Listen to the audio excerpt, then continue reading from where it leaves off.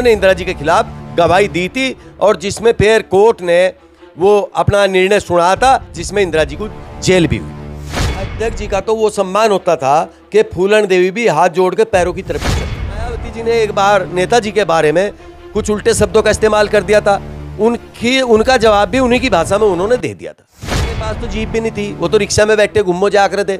तो अगर धन वो कमाना चाहते तो उनकी तो कितने ही जिलों में कोठियां होती। लेकिन आज अगर हिंदुस्तान के अंदर ईमानदार व्यक्ति का किसी का नाम आता है तो रामचंद्र दास जी का नाम सबसे पहला आता है। समाजवादी पार्टी में तो रामचंद्र दास जी को पूजा जाता था, ऐसी स्थिति उनकी रही। फोटो मेरे सर के ऊपर है, जहां मैं सोता हूं वहां उनकी तस्वीर रहती है, उसे प्रणाम करके सोऊं और जब सुबह उठूं तब भी उठते ही उन्हें प्रणाम करता हूं। रामचंद्र दास जी कभी ऐसी राजनीति नहीं करते थे कि बहुत बड़े घेर वालों को देखेंगे, वो झोपड़ी वाले को भी सम्मान देते थे, अपने कार्यकर्ता को बहुत सम्मान देते थे।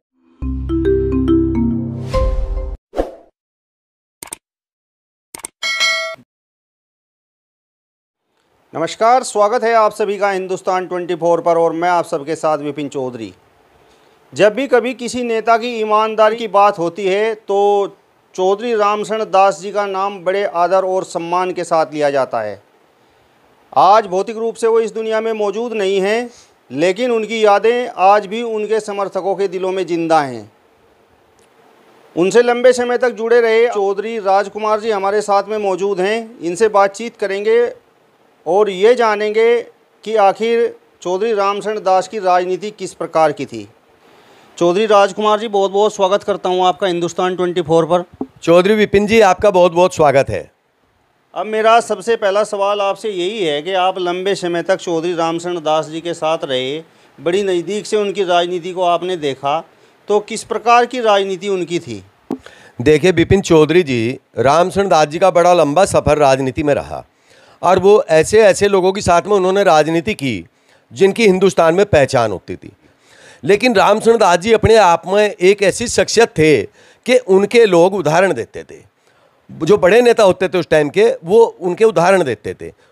समाजवादी पार्टी के आजीवन प्रदेश अध्यक्ष चौधरी रामचंद्र दास जी रहे और चर्चाएं ये हैं कि मुलायम सिंह यादव कहते थे कि मैं रामचंद्र दास का नेता नहीं हूँ, बल्कि रामचंद्र दास जी ही मेरे नेता हैं। ये सच्चाई है साहब। नेताजी ने कई बार तो हमने भी सुना, झांसी में 2 दिवसीय सम्मेलन चल रहा था समाजवादी पार्टी का, तो वहाँ भी नेताजी ने ये बात कही थी। ये ओम प्रकाश जी भी थे, बलराम सिंह जी भी थे, जब तो जनेश्वर मिश्रा जी भी थे, रेवती रमन सिंह भी थे और जब ये भी थे बल्कि बेनी प्रसाद वर्मा जी, फिर ये पार्टी छोड़ के चले गए थे, सब लोग थे। तो नेताजी ने अपना वक्तव्य दिया था वहाँ झांसी सम्मेलन में, हमने सुना था। तो नेताजी ने वहीं कह दिया था कि भाई प्रदेश अध्यक्ष तो जब तक रामचंद्र दास जी जिंदा रहेंगे, समाजवादी पार्टी के प्रदेश अध्यक्ष हमेशा रामचंद्र दास जी रहेंगे और रामचंद्र दास जी का मैं नेता नहीं हूँ, रामचंद्र दास जी मेरे नेता हैं। जब रामचंद्र दास जी प्रदेश सेक्रेटरी होते थे और मैं जिला सेक्रेटरी होता था, मैंने तो कितनी बार रामचंद्र दास जी के नारे लगाए अपनी जुबान से, ये नेताजी कहते थे। चर्चा ये है कि जो उनके समर्थक थे वे उन्हें लगातार शिक्षा देते रहते थे ईमानदारी की, और यदि कोई ईमानदारी की राह से भटकता था तो उसे हड़का भी देते थे।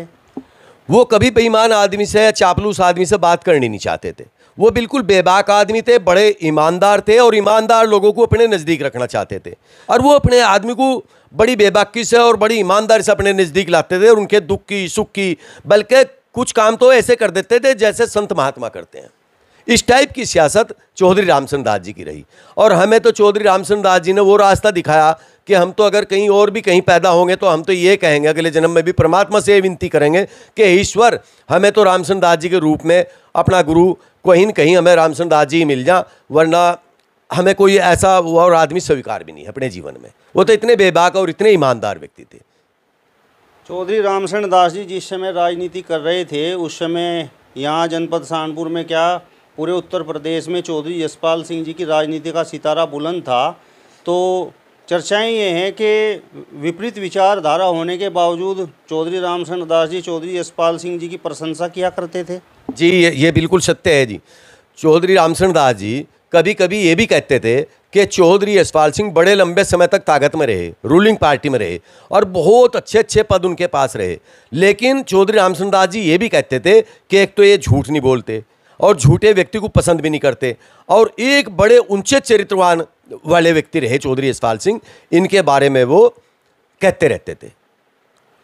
अच्छा, जिस समय जो है इमरजेंसी लगी थी और इंदिरा गांधी के खिलाफ चौधरी रामचंद्र दास जी ने गवाही दी थी, तो वो क्या वाक़या था, उसके बारे में थोड़ा आप बताइए। देखिए, राजनारायण जी का और इंदिरा जी का चुनाव हुआ था और उसमें इंदिरा जी राजनारायण जी ने हरा दी थी। तो हराने के बाद में फिर उसमें पता नहीं क्या कुछ कोर्ट प्रक्रिया कोई हुई थी, उसमें पटिशन दायर हुआ था और उस पटिशन में फिर रामचंद्र दास जी गवाह थे राजनारायण जी के, और उन्होंने इंदिरा जी के खिलाफ गवाही दी थी। जबकि वो जमाना ऐसा होता था कि इंदिरा जी की शक्ल देख करके बड़े बड़े नेताओं के अपने आप ही पजामे ढीले हो जाते थे, इतना भय इंदिरा जी का था। लेकिन और हर तरह का प्रलोभन इंदिरा जी की तरफ से रामचंद्र दास जी को दिया गया था, लेकिन रामचंद्र दास जी इतने ईमानदार आदमी थे, उन्होंने अपने वसूलों से कभी समझौता नहीं किया। और उन्होंने इंदिरा जी को बल्कि ये कहा था, कभी कभी बताते थे कि राजा साहब गवाही तो दे ही दिया करें, और उन्होंने इंदिरा जी के खिलाफ गवाही दी थी, और जिसमें फिर कोर्ट ने वो अपना निर्णय सुनाया था, जिसमें इंदिरा जी को जेल भी हुई थी। तो इसके बाद तो इंदिरा जी से बड़े डरे रहते होंगे चौधरी रामचंद्र दास जी। देखिए, रामचंद्र दास जी के पास कभी डर नाम की कोई चीज़ नहीं थी। वो इतने बेबाक, इतने खुले मन के आदमी थे कि अपनी बात को बेबाकी से कहते थे। और जब सदन में जाते थे, एक बार का मैं वाकया बताऊं आपको, किसी व्यक्ति ने मुझे ये बताया, हमारे सुरेंद्र नागर जब जहाँ MLC थे, ये यहाँ के गुलावटी वाले, बुलंदशहर वाले, ये MLC बने थे। इन्होंने एक बार बात कर रहे थे ये लोग, तो इन्होंने हमें एक बार ये बताया था कि जब रामचंद्र दास जी सदन में जाते थे तो कुछ विधायक ऐसे थे कि वो नीची नाड़ कर लेते थे कि भाई रामचंद्र दास जी जा रहे सदन में, और ये किसी की तरफ को लखा के, और मेरे किसी काले कारनामे का इन्होंने पता ना हो, कभी ये यहीं सदन में ही कह दें कुछ। इतने उनसे घबराते थे लोग, वो ऐसे व्यक्तित्व के धनी थे।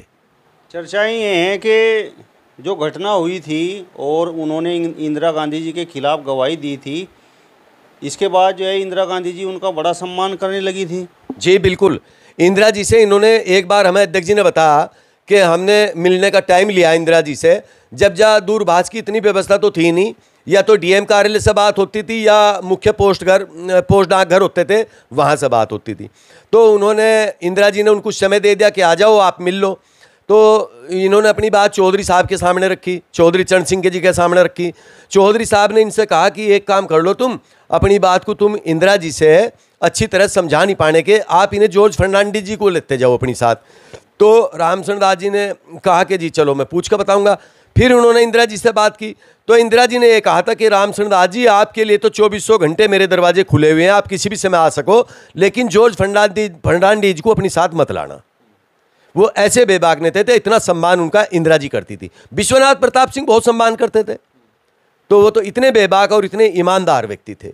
और ईमानदारी का तो आपने बिपिन चौधरी जी इलाके में भी सुना होगा, प्रदेश के नेताओं में भी सुना होगा, किसी ने भी आज तक कोई लाछन रामचंद्र दास जी पे इस टाइप का नहीं लगाया। देखिए, मायावती जी उनकी विरोधी रही, धुर विरोधी रही, और वो इतने अपनी पार्टी के, अपने नेता के प्रति इतने समर्पित थे कि मायावती जी ने एक बार नेताजी के बारे में कुछ उल्टे शब्दों का इस्तेमाल कर दिया था, उनका जवाब भी उन्हीं की भाषा में उन्होंने दे दिया था। वो तो ऐसे बेबाक नेता रामचंद्र दास जी थे, और हम तो उनकी कसम भी नहीं खाते। हमें तो जो भी कुछ दिया गया है वो सब रामचंद्र दास जी की देन है। और ईमानदारी की बात यह है कि उनके बच्चों के पास आप जा करके देख लो भाई, अच्छी खासी ज़मीन, 120-25 बीघे ज़मीन रामचंद्र दास जी बोते थे। 120-25 बीघे ज़मीन में बहुत कुछ फ़ायदा हो, लेकिन उनके बच्चों की हालत देख लो, ईमानदारी बिल्कुल उनके चेहरे पर, उनके परिवार के हर व्यक्ति के चेहरे पर चमकती है। आप जा करके देख लो, या किसी से भी पूछ लो, मेरे से अलग भी पूछ लो, मुझे तो आप ये भी समझोगे कि रामचंद्र दास जी के चेल्लों में रहा उस परिवार का समर्थक है, ऐसा नहीं है। आप किसी से भी पूछ लो, चारों बेटे उनके बिल्कुल नेक ईमानदार हैं। नेता लोग जो लंबे समय तक पदों पर रहते हैं, उनके पास तो भारी भरकम संपत्ति जुट जाती है, लेकिन चर्चाएं ये हैं कि रामचंद्र दास जी जिस प्रकार से उन्होंने राजनीति की शुरुआत की थी और जिस समय उनका स्वर्गवास हुआ, इस पूरे दौरान वो जैसे पहले थे ऐसे ही उस समय तक रहे। इसके पीछे कारण क्या रहा? देखिए साहब, आजकल के पॉलिटिशियन, जरा सी देर को चले जाओ विधानसभा में, कोई MLA बनकर चला जा, उसके बाद में उनकी संपत्ति का आप आकलन कर लो कि कितनी संपत्ति इस व्यक्ति ने अर्जित कर ली।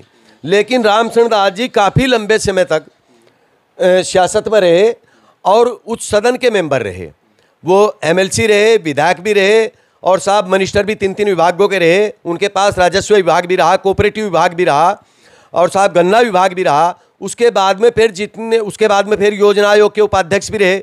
और योजना आयोग का उपाध्यक्ष का मतलब ये है कि उत्तर प्रदेश में जब से सन 1952 से जब से असेंबली बनी है तब से आज तक किसी भी मुख्यमंत्री ने कोई योजना आयोग का उपाध्यक्ष नहीं बना।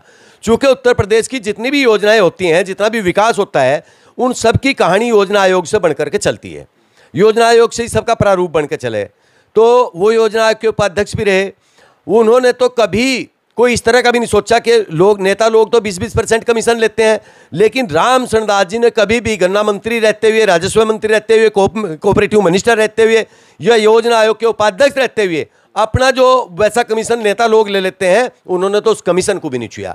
और यही प्रवृत्ति उनकी रही हमेशा उनकी जिंदगी में। पूरा जीवन उन्होंने ईमानदारी के साथ में बिताया अपना। एक जीप कभी उनसे लेके दी थी बहुत पहले लोगों ने, चंदा इकट्ठा करके।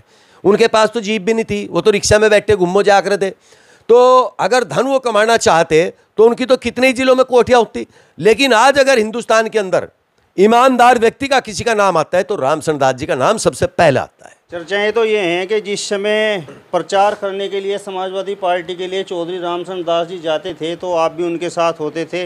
अभिनेता राज बब्बर, अभिनेत्री जया प्रदा और फूलन देवी तक को जो है चुनाव लड़ाने का काम किया।